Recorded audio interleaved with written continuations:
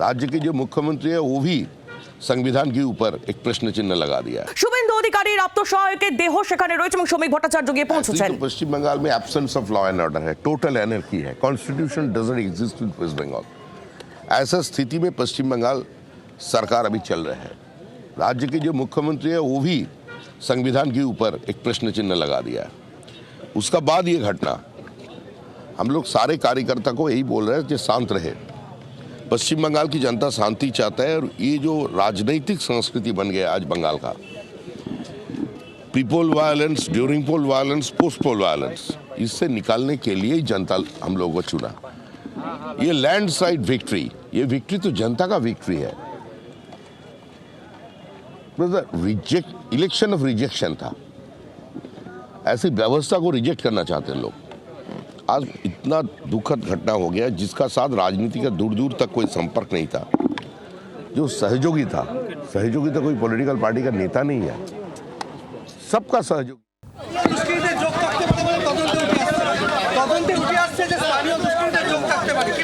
মঙ্গল গ্রহ থেকে তো কেউ এসে মারেনি। এত বড় যখন পরিকল্পিত হত্যাকাণ্ড হচ্ছে তখন স্থানীয় দুষ্কৃতীরা বা স্থানীয় নেতৃবৃন্দ জানতো না এরকম তো ঘটনা ঘটেনি। অনেক কিছুই আছে সেম মোডাস অপারেন্ডি দেখা যাচ্ছে শক্তিগড়ের রাজু ঝা মার্ডার এই মার্ডারে।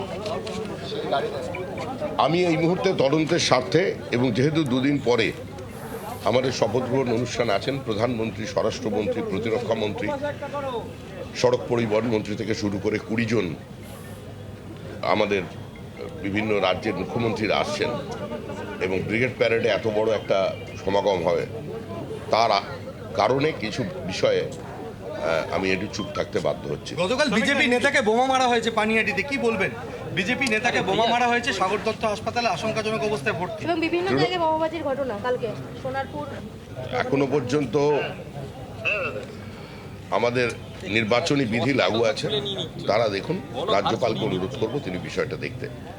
আমি গত 8 মাস ধরে একটা কথা বলে আসছি, 8 মাস যাবত আপনাদের বারবার বলেছি, আপনাদের ভূমির সামনে বলেছি যে তৃণমূল সরকার চলে গেছে, তৃণমূল সরকার চলে যাচ্ছে, তৃণমূল সরকার চলে যাবেই।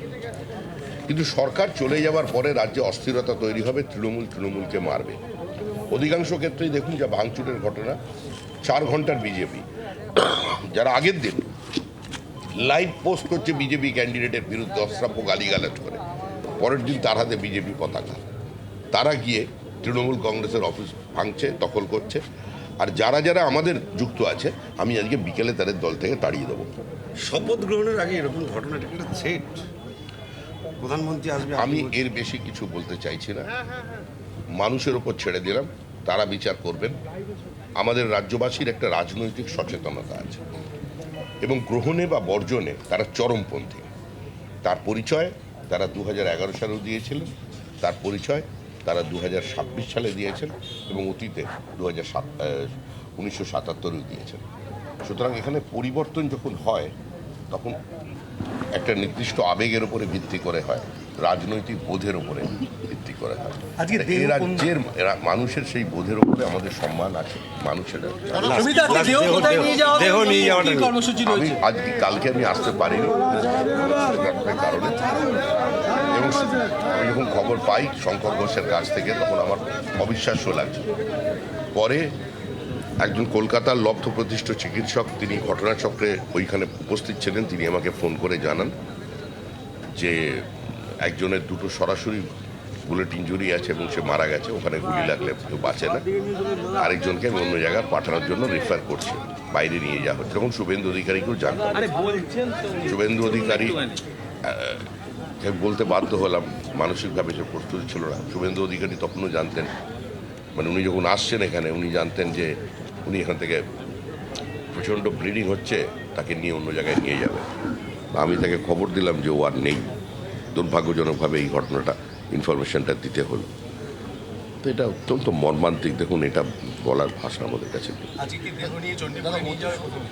এটা পারিবারিক বিষয়, এটা শুভেন্দু অধিকারী আসছেন, ওনারা এটা ঠিক করবেন। এটা সম্পূর্ণ। Thank you. বাংলার আওয়াজ, বাঙালির আবেগ, জি 24 ঘন্টা।